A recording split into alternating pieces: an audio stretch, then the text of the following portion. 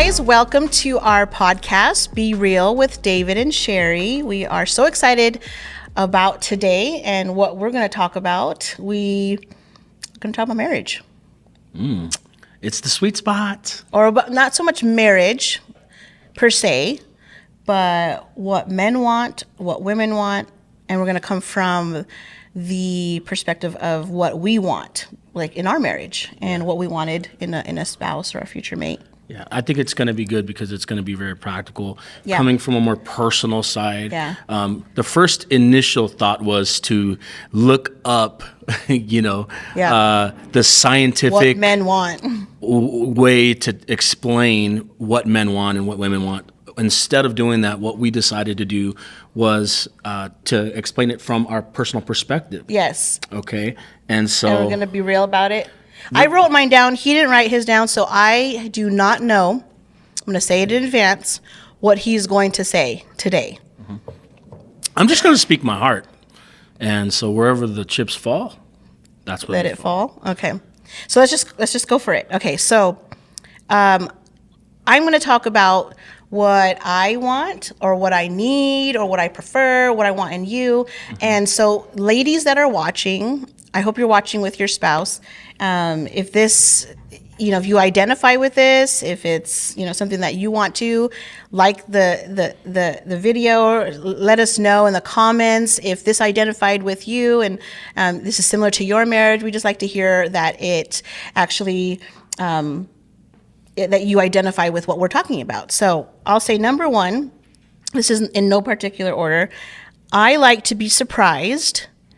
But I like to be surprised with the things that I like, not the things that I have no interest in. So I'm not sure if that's a high You're going to have to thing, give but some context to that so that way they can understand what you're talking about. Because I think I know what you're trying to say. What do you think I know? What do you think I'm saying? Okay, so you know how in your mind it was the perfect gift and it was sentimental, it checked all the boxes?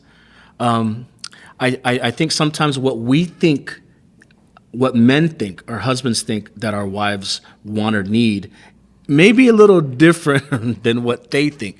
Not so much that I think I hit it with the sentimental part. You are sentimental, but I recall some gifts that I got you. Which one? Okay, so there was this gift I got. Okay, one time. Oh. I got her this necklace. Okay, it looked great on the Instagram reel. Okay. And I was like, oh man, she's going to love it. Right. It has kids' names on it. It looked all cute. But when she got it, it was like really large. It's a huge circle. I'm like, what? I didn't consider her style. What is like, that guy that wears a necklace with a clock? I'm like, that's what it would have felt like if I wore it. Flavor Flav. Flavor Flav. I'm like, oh. Okay. So I may have miscalculated her style. And so that was my bad, obviously. So there was more thought that needed to go into that. So moral of the story is know your wife. Yes. A great surprise is saying, hey, I remember last year you said you wanted this, and you finally give her the surprise. So I like to be surprised. And let's say even like at a date, right? I would love for you to, and I think I have that as one of my another list, another criteria or another thing that I want is when you're going to surprise me or plan a date is do something that I actually enjoy doing, right? You mean you don't want to go watch the Marvel movie? Right. So surprise your wife. This is for me and some ladies out there.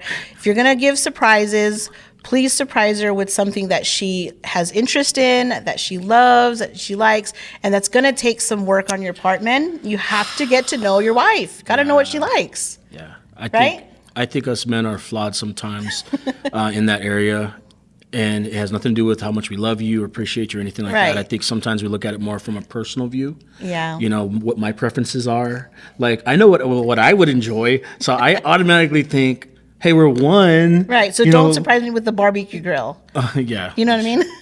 So, okay, let's go. What's first on your list? Okay. Well, you don't have a list.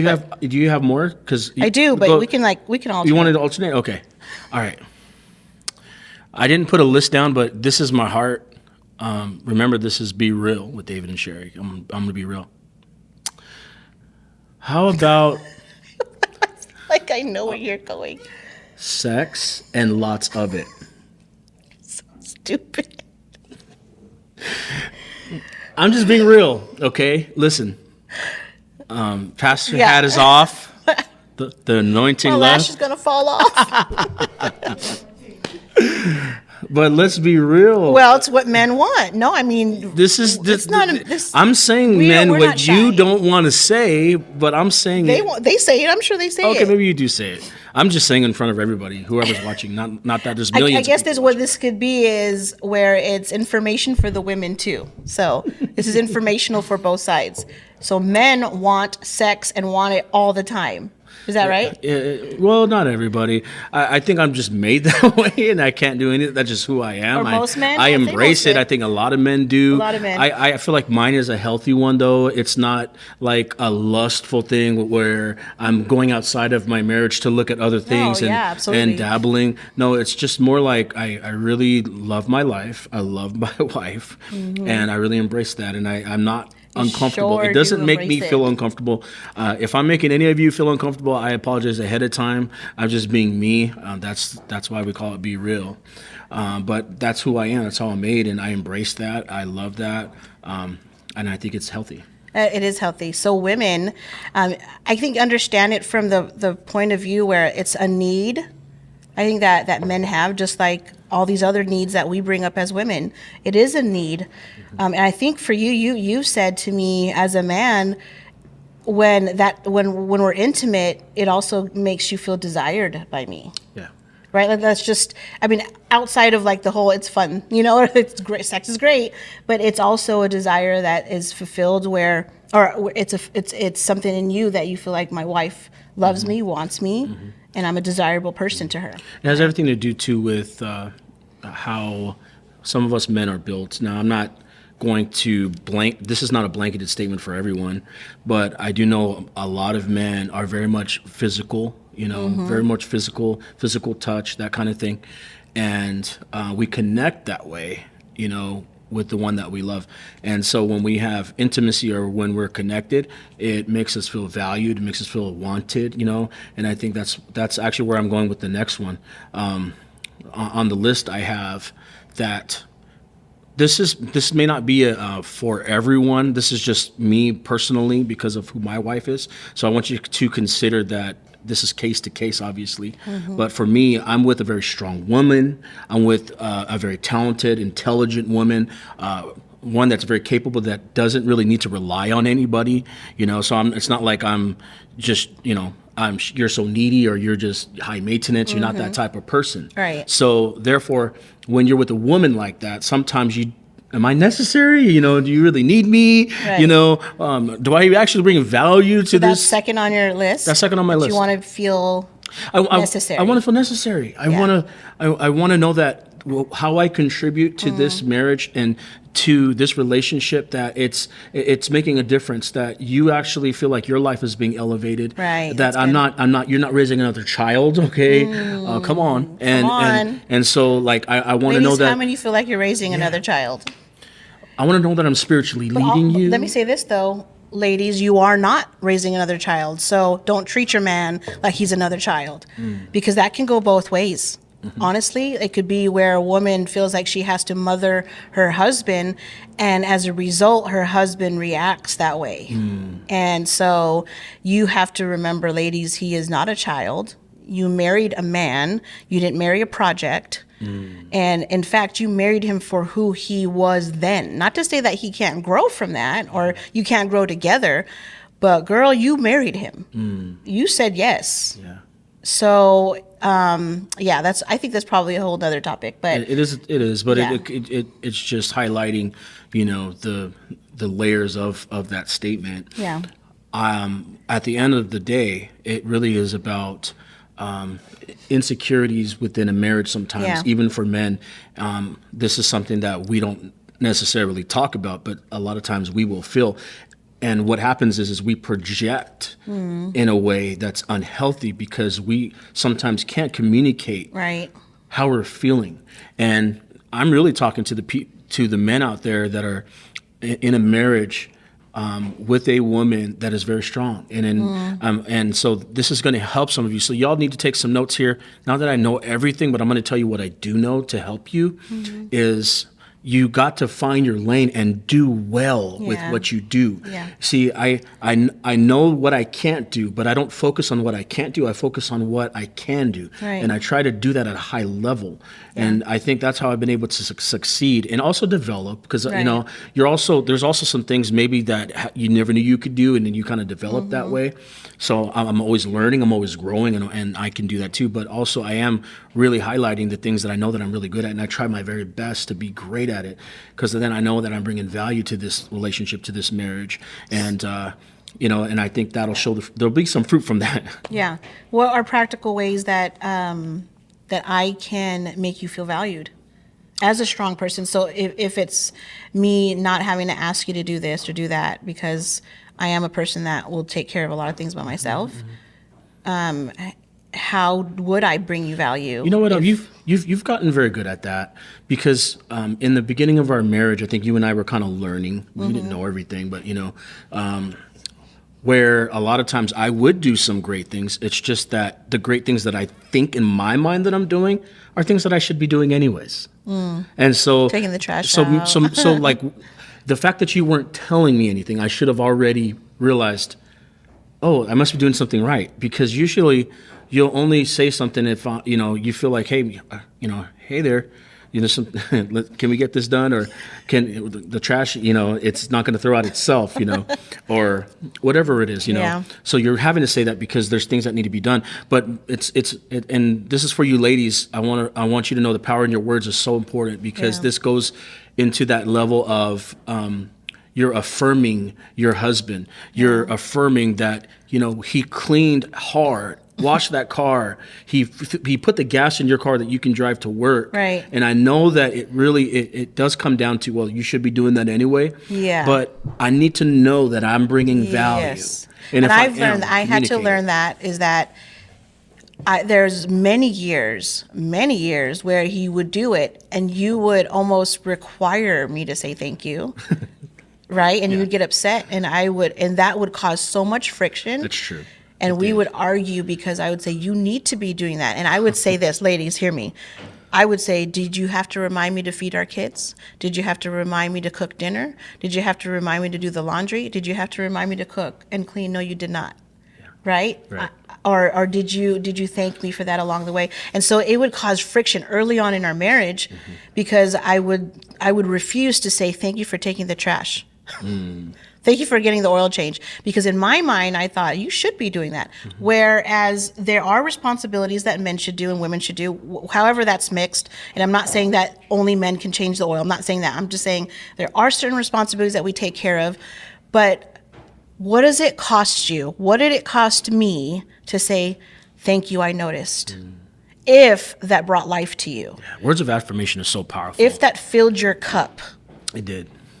What does it cost me just to say, hey, I love you, thank you for doing that? Right. It doesn't cost me anything, but it meant everything to you, right? So we learned that in our marriage, that my words are very weighty when it comes to us in our marriage. It's very weighty, where somebody can call you a loser and you don't care, but if I called you a loser, it would ruin your world.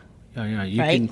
You can be a builder, or you can be one that demolishes. Yeah. And you can literally break somebody's world just because of what you said or what you didn't say. Sometimes it's not about what you said, it's what you didn't say. Yeah. And what you didn't say is taking the Thank you opportunity. for working 40 hours this week. Well, you know, I did take care of the kids all week long, but thank you for going out and working for us. But it needed to be reciprocated. It was both of us, and you did it. You did very well at that. I think you were very good at acknowledging me raising the kids at home. Oh yeah. And 100%. I'm not sure if I did a good job at thanking you for going out. I was probably too frazzled and exhausted, but that's important in a marriage. So I want to go to the next one for me on my list. My next one is, I want you to be present. I want him to be present. And he usually is present. Well, let's say this. Let's be real. He's distracted. You are very distracted. Actually, let's just be real. You are a very distracted person. When we go shopping at Target, he will find the nearest seat to sit in, and if it's in the pharmacy and I'm in the ladies section, he'll stay there, and that offends me because I'm like, this is our time together in Target. This is we've been busy all week long. Walk with me, and he hates going shopping with me, and so to me, that feels like you're walking with me, following me around. It means something to me. We're together and we're doing that together. So that's one of my wants is I want him to be present. I don't like phones at dinner. I do not like the phones at dinner because I feel like, and you know what, I was watching Simon Sinek, and he was saying when you go to a meeting or when you have dinner with your family, leave your phone in your purse or in your pocket and do not take it out. He said the biggest insult to a meeting is when you have your phone and you leave it on the table in order for you to be able to be ready to answer it when you're with your wife or husband or with your family. And I was blown away because most families have their phones out at dinner while they're eating. And it's like, how do you even have face-to-face time? How do you even have relational time with your spouse or with your children? You're not present in the moment. Right? And so I want to be more intentional with that, and for when we're at home, not to be on our phones and to be present. So I like presence. I like togetherness. We don't even have to talk the whole time. Just you're here with me. It makes me feel like, okay, he's with me, he hears me. And so that's one of mine on my list, just to be present. Ladies, you agree? That's a good one. That's a good one. For me, my next one is I got to have uninterrupted quality time. Yeah. That means what I mean by that is, I think I feel the same way about the present part too. Right. Because you're a very busy woman. You're a business owner. You are a realtor. You are a pastor, so you have many hats. But the biggest one is a mother. Yeah. Okay, and wife. Like, you do so much for our family, and not just for our family. You do so much for your entire family. So that goes outside of our immediate family, and so there's always a text that has to be done. You know, it's very important for you to make sure that So you want me present too? So, like when we're watching a movie. Oh yeah. I don't want you on your phone. Right. Yeah. That's because I feel like I need that. you to be present there. When we're at dinner, I don't need you texting. Yeah. I want you looking into my eyes. So this is for both of us, I suppose. So I think we have our moments. Yeah, and so I need to practice what I preach. Same. Essentially. Yeah. And I see that, like, I can't expect something from you that when I'm not meeting your need there. Right. And so it's almost like therapy for the both of us, right? So the moral of this story is put your phones away. Yeah. Gosh, that's the hardest thing. But guys, when you're on a date, put your phone away. Talk to each other. Dream together. Talk about everything and anything. Talk vision. And if it's the simple things, talk about what your kid did funny. Talk about your kids. Talk about what you need to work on with each other. Talk about why you love each other. Yeah. And then you get number one on your list that later on that evening. You missed that. No, I need to listen more. It's because I'm trying to talk. I'm sorry. No, go ahead. No, I want you to say it again so I can. No, I said you missed it because I was saying if you talk about why you love one another at dinner, you'll get your number one fulfilled later that night. Oh, man, you're preaching now. Just saying. You are prophetic, so. Okay. Anyway, Don't get me off track. So remember that whole focus thing, guys? He's So that's me getting distracted again. Distracted. But going back to what we were saying earlier, now I'm going to have to backtrack myself because now I even forgot what we were even talking about. So because he's thinking about number one. Yeah. I always see that's a problem with me sometimes. I feel like sometimes I forget what I need to be saying, and the problem with that is I don't listen to you. Wow. Enough.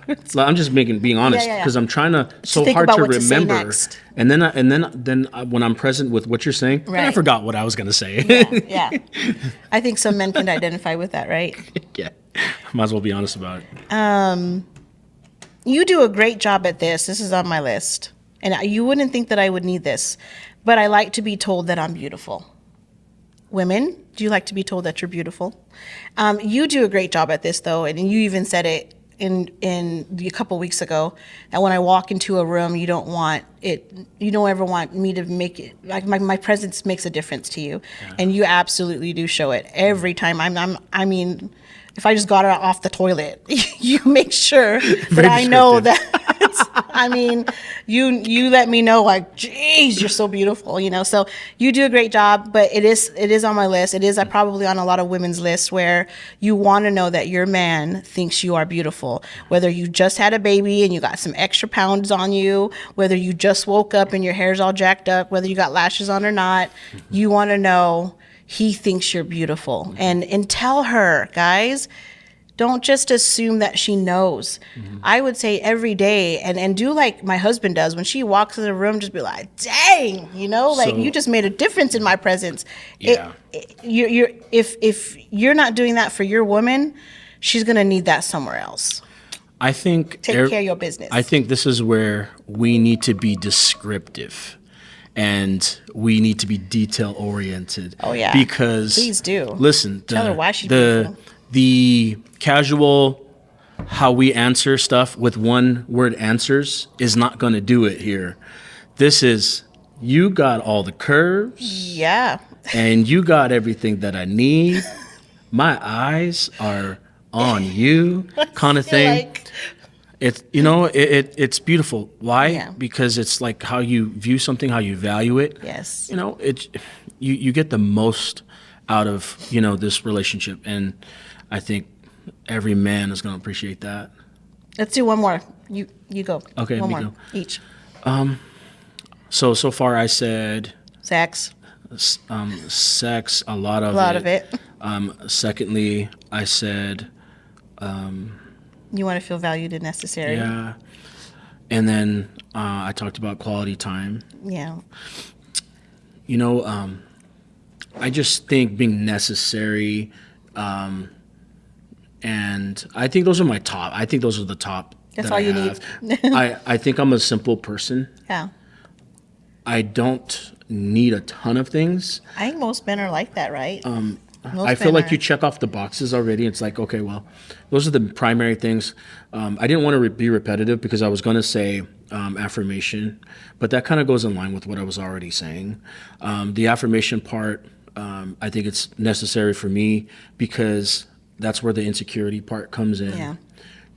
And that's why I didn't want to sound repetitive, but really, words of affirmation is really important for me. Just to let you know you're doing a great job, Yeah. and we're grateful. Like me and the kids, we're grateful for everything that you do, right? Yeah, that to me, that is like the gasoline in my Tank. tank. Yeah. And I'll go harder. Yeah.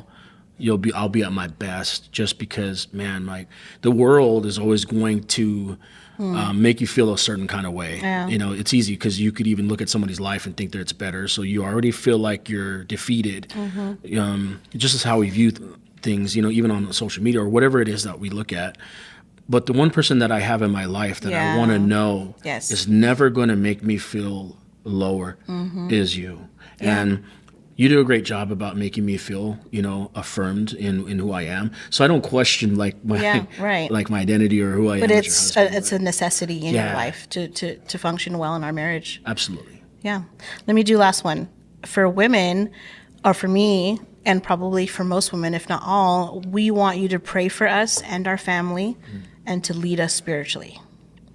That is huge, very huge because we want to know, and as strong and as independent as I am, and as I can get with Jesus myself, or I can lead well, with all that aside, I want to know that the man that I'm married to hears God, prays for us, and is confident in where he leads us. And so it produces maybe an insecurity if I know that you're not praying or you're not hearing God on it and maybe operating in just how you're feeling or stresses of life.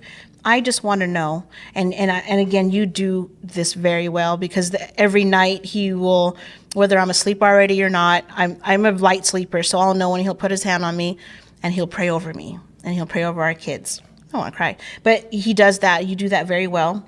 And I know that you're very sensitive to, if I'm going through something, you will put your hands on me and you will pray for me. And so that is a vital necessity.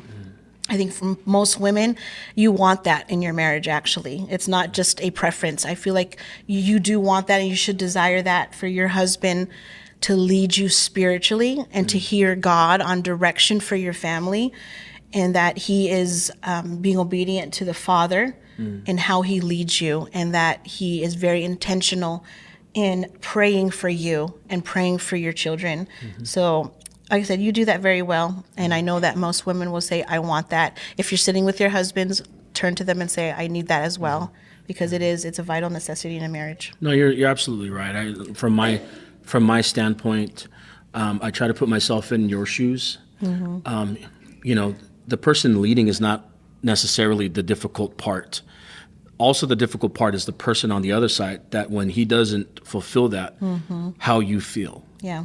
And it took me a long time to really see it from your perspective, because every single time where I fell short, I realized just how scared you were and how fearful you became, because you already had to submit to, the position that God has placed me in as a spiritual leader of this home. And you're a very capable woman. Yeah. It's not like you're this weak woman that, oh, I need somebody. Right. You never pegged me to be that kind of person. However, it had been very intimidating, because you could have very easily lead this family and bring us in a certain direction, but you weren't made to do that. Right. And that's the point, is when you do something that you were never meant to do, it will drain the living life out of you. You will not be fulfilled. Right. You will be in a very chaotic state in your life, Yeah. always feeling like, what are we doing? Yeah. Where are we going? Yeah. And you know what, how that made me feel in times where it was like that, where I felt like, man, I'm not enough, and I don't want it to be poor me mentality. No, it's step up to the plate mentality. Okay. Yeah. Okay. Let's get it straight. Okay. Right. Because I want to speak this for all of the men that really struggle in this area, where you're very insecure because you feel like you're falling short. But let me tell you, it's one decision away from deciding to be the spiritual leader and the man that God created you to be. And it's not working 80 hours a week. Right. Okay, if you're not home, who's leading the family? Yeah. You're providing, but you still got to lead. So it's really a priority and stewardship type of mentality, where I don't want to succeed in one area, but then fail in another. Yes. Yes. So how do I do this? And it's just finding your dynamic, because not everybody's the same. Every family is different. Every situation is different. So it's now figuring out, okay, God, what do I need to do to be the best that I can be? And really, that's what I really try to do. Now, am I perfect? I think I have fallen short, and I don't think I'm perfect, but I really want to be who you need me to be. And I think everybody, if you can be that person where you don't have to be perfect, but you're always striving to be better, and you're not prideful to say, hey, I can improve right here. I can say no to certain areas, and I could say yes more to areas that matter more. Yeah, yeah. When you can do that, that's how you're going to really succeed. You're not always going to hit a home run, but man, if you can just hit the ball hard somewhere, or at least have a target of where you want to reach, man, you can probably get pretty close to that target, I think. Yeah. Well, it's good. Let's wrap it up. I think that's good for today on the marriage aspect of it. And I hopefully you guys identified with some of those, and we were just wanting to be raw and real. And I know that most couples are the same, pretty much the same. But what I want to say is, I want to encourage you, couples, talk to one another. Have a list like this. This should be something that is commonplace in your house, where you are talking about each other's needs, your wants, what you desire, and what you feel like would make your marriage stronger and healthier. So communicate these needs, because your husband does not know what you want. He cannot read your mind, right? And we can't read your mind either. So we're not mind readers. Obviously, over time, you get to know with what each other needs. However, we don't know every season and what you need. So talk to one another and communicate. But that's it for today. Thank you guys so much for tuning in and watching Be Real with David Sherrie. We want to say God bless you all, and we will see you next time. Bye.